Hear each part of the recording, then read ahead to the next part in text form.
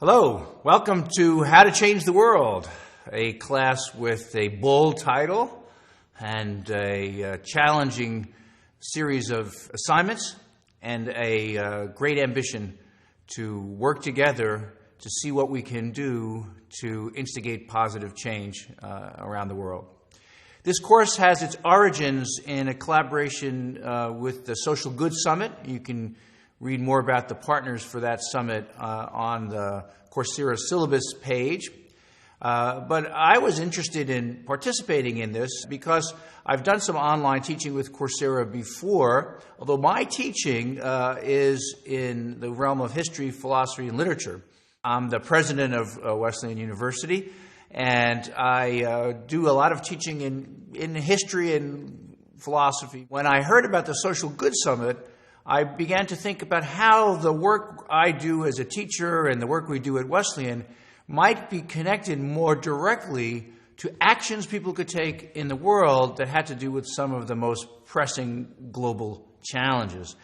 And so talking with our partners at the 92nd Street Y and at Mashable and the United Nations Foundation and the Gates Foundation at Ericsson and several other partners, we decided to try to create out of the Social Good Summit a massive open online course that would introduce students to some of the great players in the world around these issues of poverty, climate change, healthcare, women and activism, education, and social change.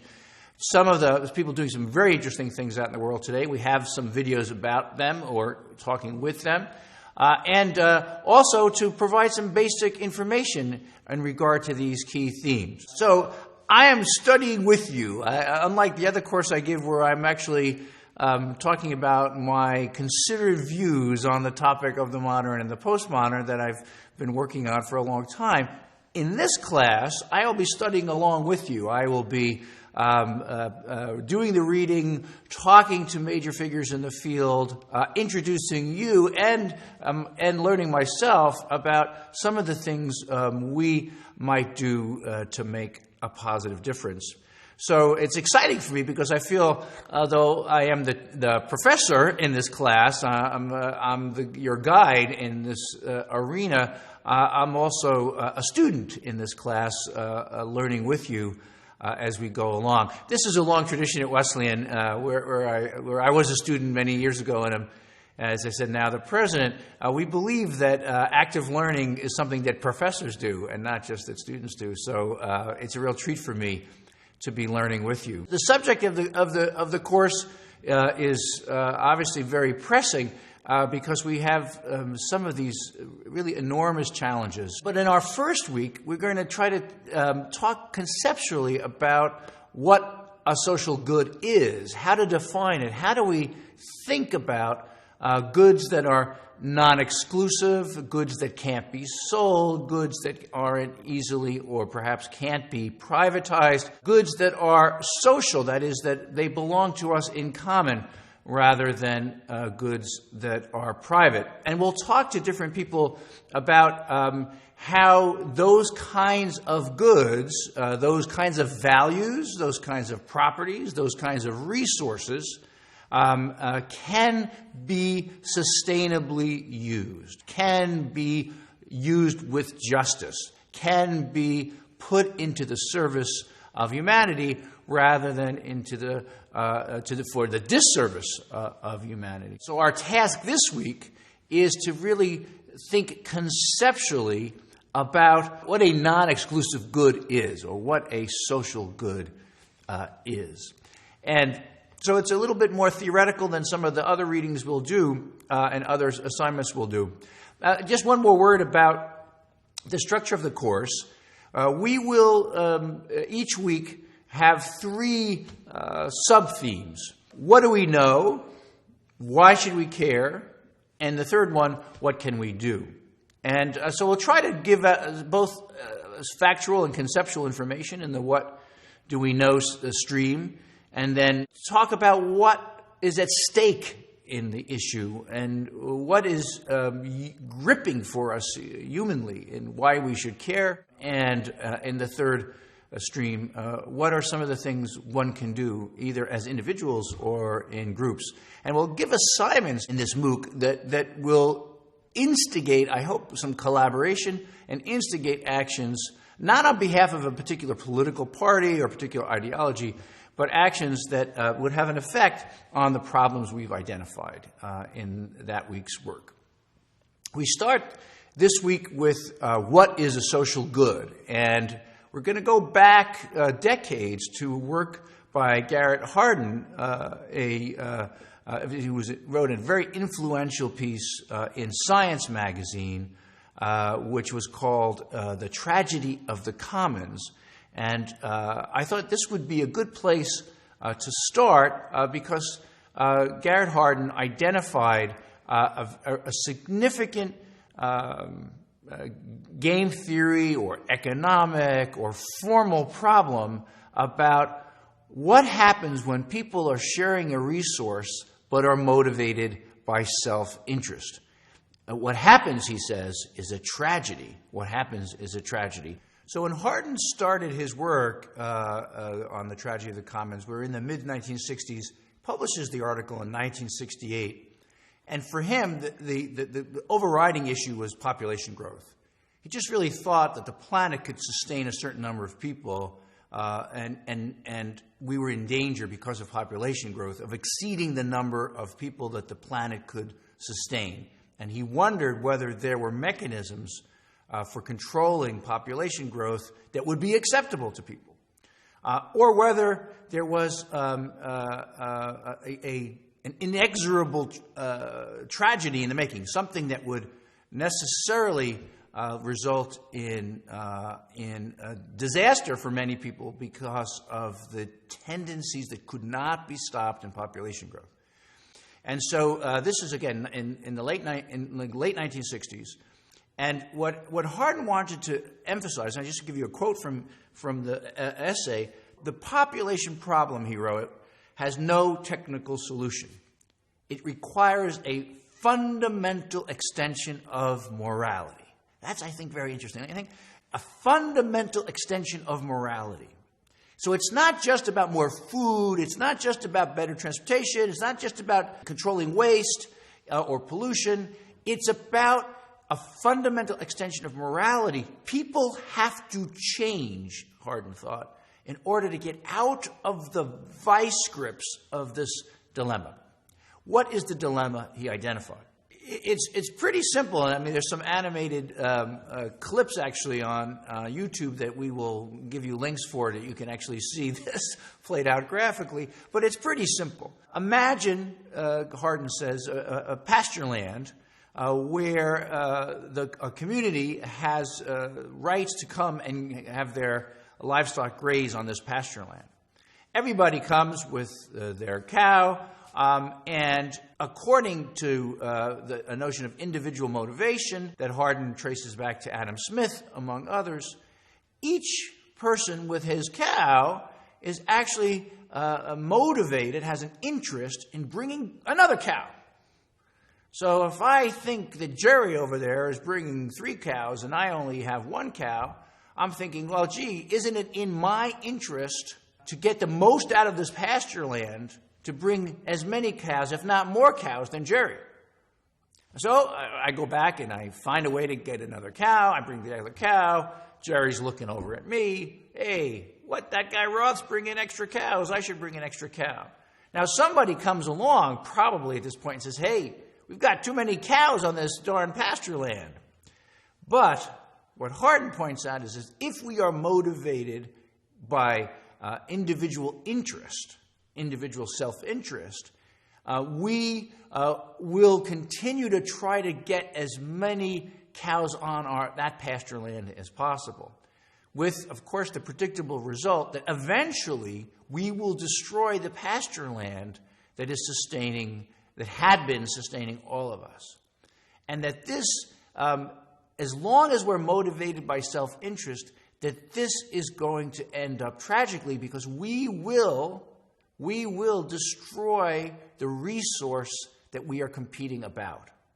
The competition for resources will destroy the resources. as long as there's no regulation on the amount of use of those resources. And Hardin thinks that this will require significant changes to how we behave and how we're motivated, or how we're regulated, I suppose I should say, in order to avoid this tragedy. So just to give you, again, some quotations from the reading, he's going back to Adam Smith and the notion of individual interest in capitalism. And Hardin writes, if it is correct that we can assume that men will control their individual fecundity so as to produce the optimum population, if this is not correct, we need to examine our individual freedoms to see which ones are defensible. In other words, we have to control how many children we have, how many cows we bring to the pasture. Otherwise, we are going to create disaster. But in fact, given Smith's presuppositions, which Hardin tends to share, given those presuppositions, we will, through our freedoms, create disaster. Now, you can think of this in population growth, fecundity. You can think of it in pasture land. Obviously, you can think of it in terms of fishing. You know, if we all start fishing as much as possible because of our own self-interest, eventually we will destroy the species of fish that we are trying to use as a resource. And of course, perhaps the most dramatic resource on our horizon that we have been destroying in this way is the atmosphere.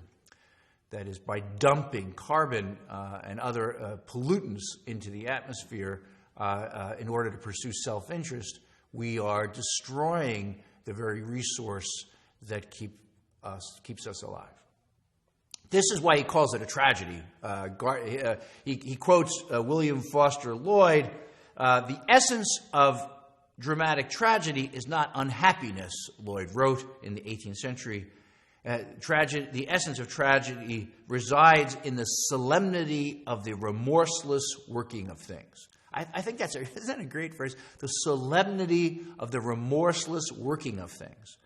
And when I read that, I thought, gosh, this is in 1968, but doesn't it sound so much like the rhetoric you hear around climate change today? That is, there's nothing we could do about it. We're just, there's no chance of changing because you offer this rhetoric, even if I change in my country, let's say the United States, another country is dumping all kinds of carbon in it and profiting and developing from it.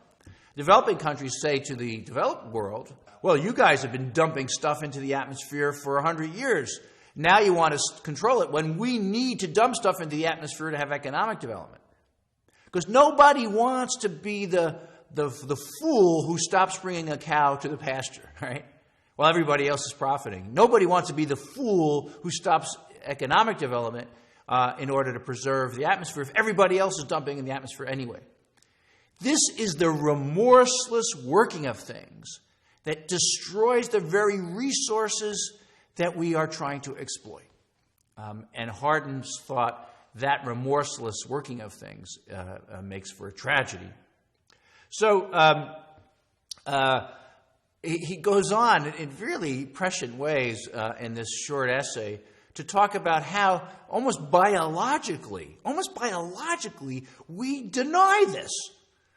We are prone to say, well, the pasture will not run out, that quickly, or people are lying about the pasture running out. I can bring my cow; it's okay. The climate isn't really changing. Poverty isn't getting worse because of population growth. We deny these things because it's easier to continue going along with our self-interest, or what seems to be our self-interest, than to recognize a long-term problem. Natural selection, he writes, favors the forces of psychological denial. Isn't that interesting? Natural selection favors the forces of psychological denial because as an individual, if I deny there's a problem, I continue to profit as an individual at least for a while. And before there's a lot of pressure on the pasture, I can keep doing it. I can keep exploiting it. It's only when there are a lot more people dumping a lot more stuff or having more and more animals graze in that pasture, only when it builds up to a critical point does this natural selection towards denial become very, very counterproductive. The individual, Hardin wrote, benefits as an individual from his ability to deny the truth, even though society as a whole suffers. It's really interesting, I think. The individual benefits as an individual from his ability to deny the truth. So people say, well, I'm not going to recycle. It's such a pain. I'm not going to cut back on my energy use. Why should I cut back? The other people aren't cutting back. Right? You've heard that. How many times have you heard that? Why should I do something about poverty when all these other people aren't doing anything about poverty? Why should I do something about health care when other people are not doing something about health care for the poor? As an individual, it looks like I'm profiting. And so, as an individual, the product of natural selection, we tend to deny the long-term consequences of our action. There are really two possibilities to deal with this tragedy of the commons, and Hardin acknowledges both of them. One is private ownership, and the other is some kind of public ownership. The people who really think that the moral of the story is that you should have less government think that only through private ownership, if somebody owns the pasture, they're going to try to take care of its long-term health. And only if somebody really owns it will they be responsible for its long-term health and make sure, for example, you ration use of the pasture. The problem with this is that private owners don't often look at a very, very long time horizon, and it's in their individual interest to exploit it before they sell it. And so that may not work so well. The second option is some kind of government ownership. But government ownership can seem tyrannical, and furthermore, government ownership is usually overseen by bureaucrats who have no individual's interest in optimizing the performance of the resource they are paid to protect.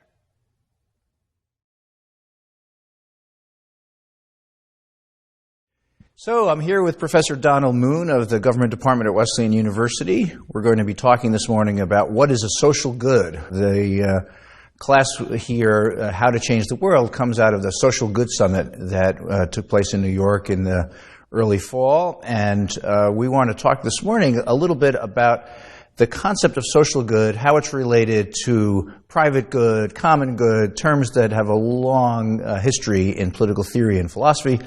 And Professor Moon teaches courses in political theory here at Wesleyan, and thank you for joining me this morning. It's my pleasure. Thank you for inviting me. So I thought we'd start off with this idea of social good and its contrast with private good and its connection to notions like common good. These terms go back a long way in political theory, don't they? Well, for sure. I mean, you can find them in the first great classic of political philosophy, Plato's Republic, where it opens with this question about whether justice is a private good for the powerful or whether it's actually a genuine social good. And the whole point of Socrates' work in the Republic is to show us that that if we understand our own private good properly, we will also understand that this is a social good. It's a virtue. And this is one of the themes of this class, especially as we start off this week, is whether there's an inherent tension between self-interest or the pursuit of the private good and justice and the public good.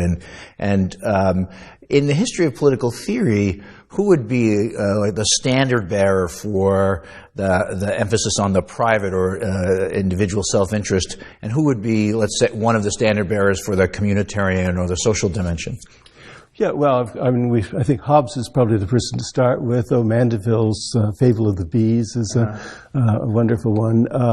Tell us a little bit about, for folks in this class who haven't done any political theory, tell us a little bit about the Fable of the Bees, if one could do that in a nutshell. In a nutshell.